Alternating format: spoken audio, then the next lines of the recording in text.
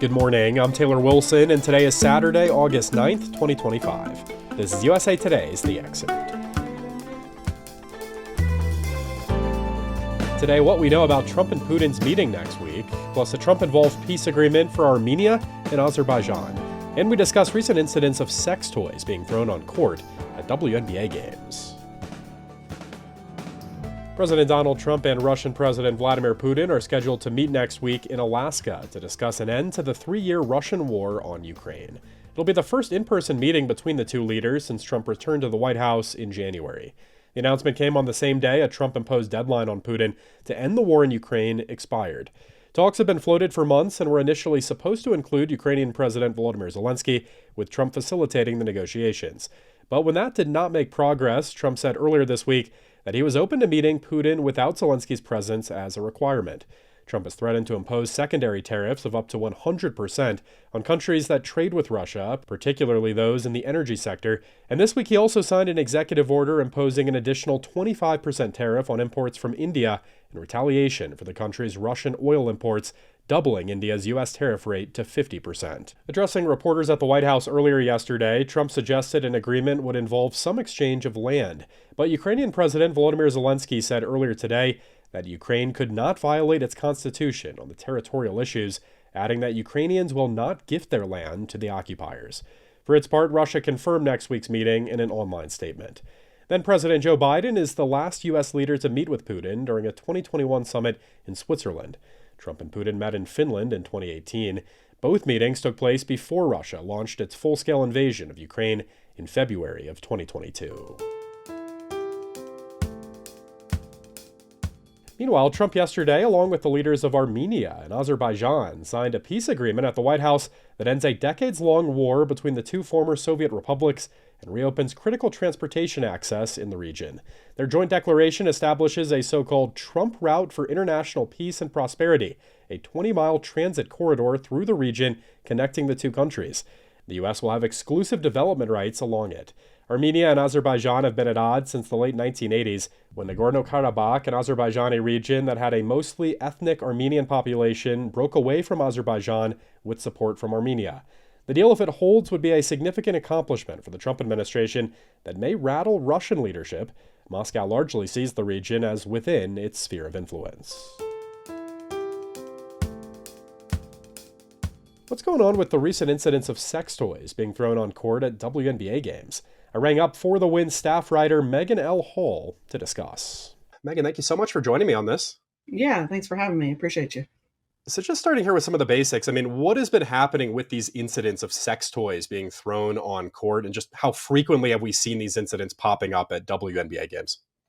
Yeah, so oddly enough, I was at the first game where the first one was thrown. That's an Atlanta Dream Valkyries game. And essentially an object got thrown across the stands and onto the court. So that sort of similar fashion has been happening since July 29th.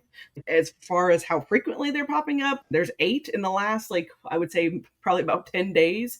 And it doesn't necessarily seem to have a rhyme or a reason. It doesn't necessarily happen every game or things like that. They're, from what I understand, in speaking to the group who is behind it this week, they are encouraging their members to throw them only if they feel comfortable, only if they feel like they can keep quote unquote people safe and out of harm's way. So that doesn't necessarily give you an indication of okay, it's going to happen this game or it's not going to happen this game.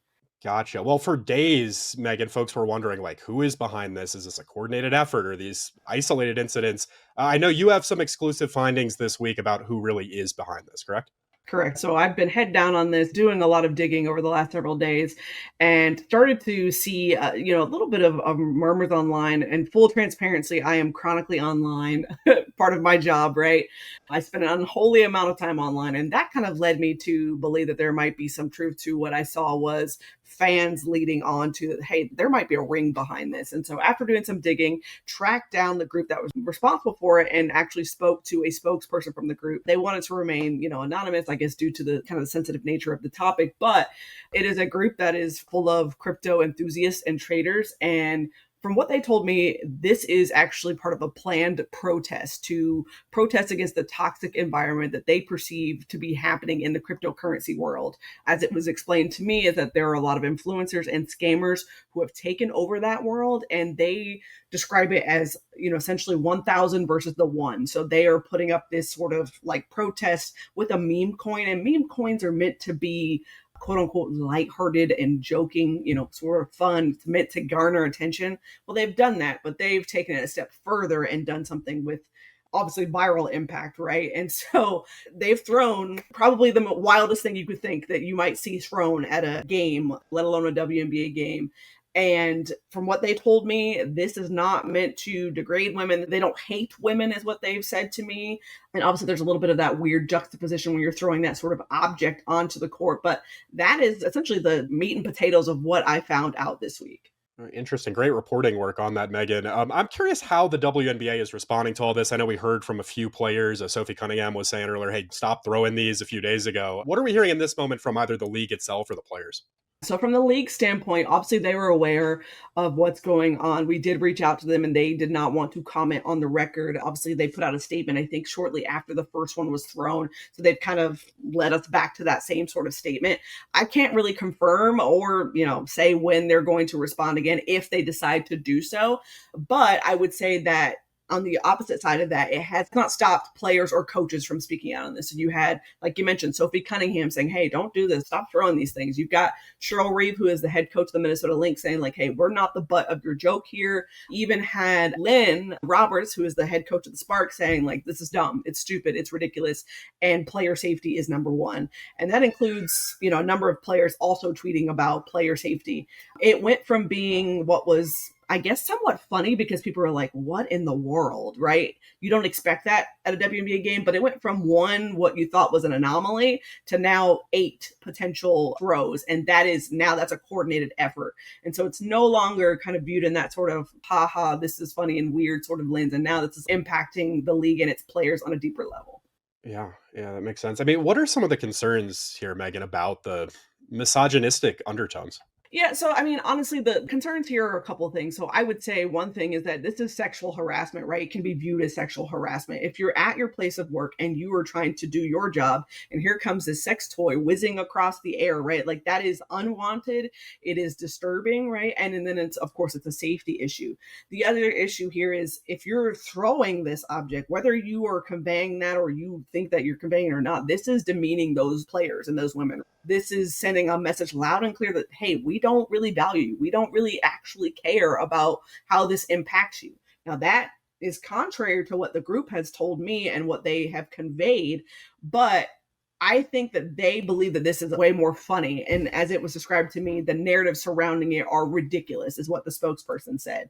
How will this be viewed by the larger public? Because you do have that section that is, hey, this is funny. This is hilarious. You guys got to lighten up sort of thing. You even have Donald Trump Jr. posting a meme on his Instagram account, right?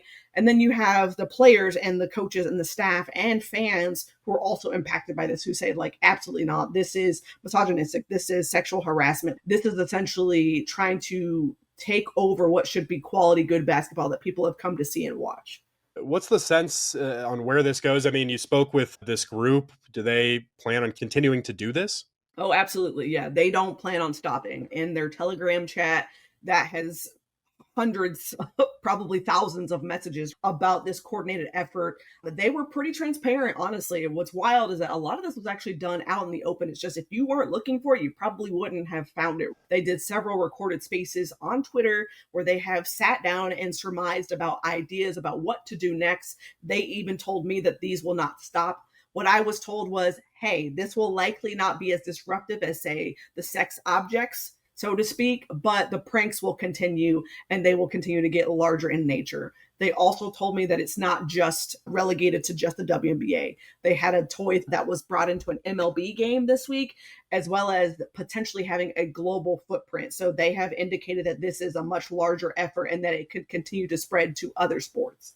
All right, folks can find more of Megan's reporting with links in today's show notes. Megan L. Hall is a staff writer with For the Win. Thank you, Megan. Thank you. The WNBA issued a statement yesterday about the incident, saying that the league is working closely with local and federal law enforcement to pursue all appropriate actions. The Justice Department has convened a grand jury and subpoenaed New York Attorney General Letitia James as part of an investigation into whether she violated President Trump's civil rights by prosecuting him for fraud, according to news reports. The subpoenas seek records related to a successful lawsuit James filed against Trump over alleged fraud in his personal business dealings, according to reports yesterday from the Associated Press and Reuters, which cited people familiar with the matter. The DOJ is seeking records involving a lawsuit brought against the National Rifle Association by James, New York State's top prosecutor and a Democrat who has sparred publicly with Trump for years.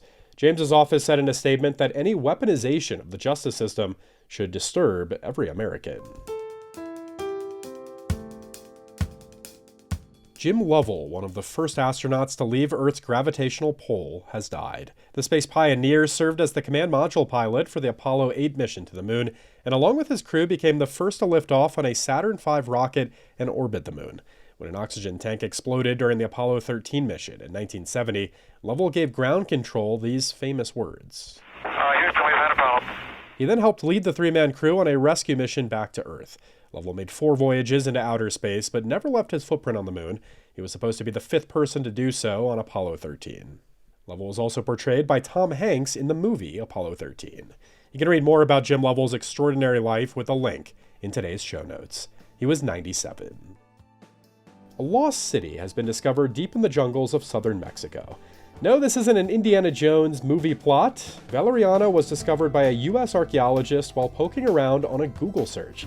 Find out how he made the discovery of a lifetime in a special summer rerun episode tomorrow, beginning at 5 a.m. Eastern Time.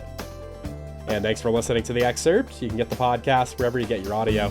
As always, you can email us at podcasts@usatoday.com. I'm Taylor Wilson. I'll be back Monday with more of the excerpt from USA Today.